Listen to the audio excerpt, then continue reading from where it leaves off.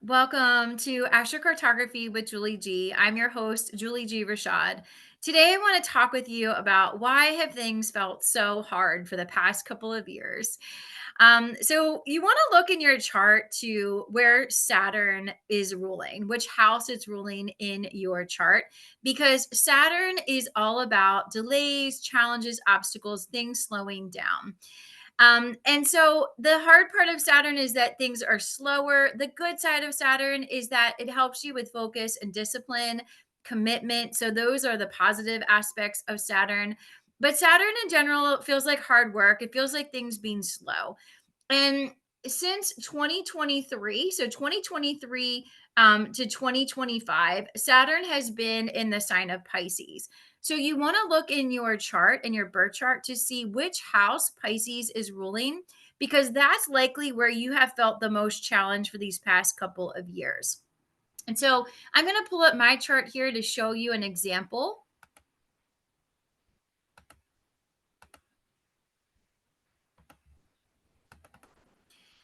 Now, this is what a birth chart looks like. To get an accurate birth chart, you do need to know your exact time of birth, the place of birth, your birth date. And I use whole signs. I do Hellenistic astrology. I am a relocation astrologer. So I help people to read their birth charts to learn more about their purpose, how they might be more successful with money, more successful in their relationships. I can see areas of challenge, I can see areas of strength in your life. And that's what I do during birth chart readings and during astrocartography readings. I can help you to see the best locations to work, live, or find love if you relocate to a new place. So either through travel or moving. Now, I use Solar Fire as a software for birth charts and astrocartography because I am a professional reader and I want the most accurate results. If you're just doing this for fun, you just want to know more information about your own chart, then you can use something called astro.com. It's a free software, or AstroSeek, and put in your birth information and you'll see a birth chart pop up like this. Okay, so Saturn has been in Pisces for the past 3 years. So you're going to look in your chart to see which house Pisces is ruling. Pisces is this little symbol right here. And so in my chart, Pisces is ruling my first house. So the first house is your body, your appearance, your character, your identity, your sense of self. So for the past 3 years, Saturn has been in a transit through my first house, which meant that I felt a lot of identity confusion, just feeling really just like, what's going on? Who am I? Why are all these things being taken away from me? I went through a lot of loss the past couple of years. I got divorced. I went through major financial loss. I really did feel like I lost my sense of self. And I'm just now coming out of it, which makes sense because now the Saturn transit is moving. But it has been really rough for me in the area of self and identity for the past 3 years. Now, Saturn is going through a transit now where it's moving into the sign of Aries. So May 24th of 2025, we just passed that date. Saturn moved into Aries and it will stay there until September 2nd of 2025. So now that it's moving to a different area of your chart, you want to look to see which house Aries is ruling to see where the challenge will be next. And Aries is represented by this symbol right here that I'm circling with my mouse. And in my chart, it's ruling my second house. The second house represents your money, your values, your possessions. So for me, this means that I'm going to get really serious and disciplined with my money. I'm going to scrutinize like every dollar that I spend. I'm going to be much more careful with my money and my possessions for these next 3 years. And it's interesting the timing of this because I just signed up for a financial literacy course with my husband, and I am tracking every single dollar. We have a budget, and I've never done this before, so it's perfectly timed with what I'm going through right now. And I also went through a big shift in my business of like, why am I doing anything in my business that doesn't bring me joy? That's not fun for me. Like that part of me that was the people pleaser that did things because others loved it is gone. And I'm like, I'm doing what I want to do now. This is more fun for me. I love doing one-on-one readings, and the business side is like, yeah, but you can only do so many one-on-one readings. You should leverage it and do courses. And I don't really feel like doing that. Like, I don't want to do that. It takes a lot more energy for me to hold a group than it does one individual at a time.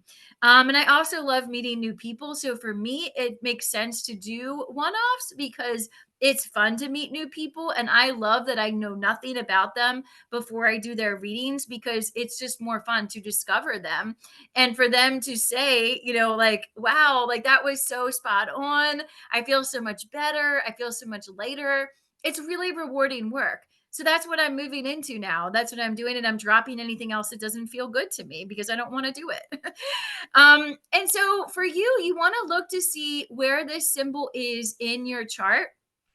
And you can always Google like meaning of wherever you find it, like if it's in your third house, your fourth house, whatever house it's ruling, you can Google meaning of Saturn transiting the second house, meaning of Saturn transiting the third house, so that you can figure out what that means for you. Or you could book a private reading with me, a birth chart reading, or an astrocartography reading, and I can do it for you. So that's about Saturn, the Saturn transit, and why things might have been feeling hard in a certain area of life and where Saturn's moving now and just what to be aware of. The planet that brings good luck, prosperity, and opportunities and expansion is Jupiter. And so Jupiter is often also shifting signs. Jupiter is represented by this symbol right here in my seventh house that I'm circling here. Jupiter was in Gemini from May 14th, 2024, and it will stay there until June 10th of 2025. I was super excited about this because I'm a Gemini sun, and there wherever, so I have Gemini ruling my fourth house here, and my sun is here as well. The fourth house is home, family, and land. So it could be acquiring property. I moved in with my I got engaged and then moved in with my partner who just bought a house, so I acquired a house through him. I also work from home, so I fulfill my purpose from home. I am a teacher. I'm a spiritual teacher. I'm a reader. So Mercury rules writing, teaching, speaking. I've done all that work from home. So for the past year, my Jupiter was transiting this house, which for me brought a lot of good luck and opportunity from my home. And now Jupiter is moving into the sign of Cancer. So the sign of Cancer is represented by this symbol right here. So you're going to look to see which house that symbol is ruling. So it's in my fifth house here. The fifth house represents children, romance, pleasure, creativity. So I will feel expansive energy around creativity. It's good for my relationship with my children. It's good for my relationship with my husband. It's good for bringing more pleasure to my life. And so that's where I'm going to be feeling even more good luck, prosperity is through these avenues. So for me, that means it's a boost of creativity. I'm going to have enhanced relationships with my children and my spouse, and just feeling better in general, feeling more pleasure in my life. So those are the two transits just that I want to talk about today, the Saturn transit and the Jupiter transit. We do have the other planets moving as well, but I just want to focus on the area of probably the most challenge, which would be Saturn, and the area of the most support, which would be Jupiter supporting that area of your life. If you want to have someone look into your chart for you, if this is confusing to you, I'm happy to do a private reading for you. I do birth chart readings and astrocartography readings. Birth chart readings are more focused on who you are as a person, can bring more information about your purpose. They're also great for, are you in alignment in your career, in your romantic relationship?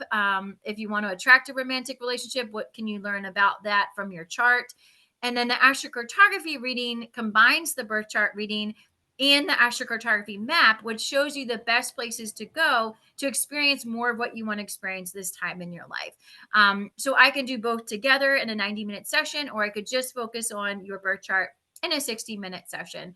I also have a free cheat sheet that I will link below that helps you to read your chart on astro.com. So if you want to do some exploring on your own, you're welcome to download my free cheat sheet below. Thank you so much for being here, and I hope that you have a great rest of your week.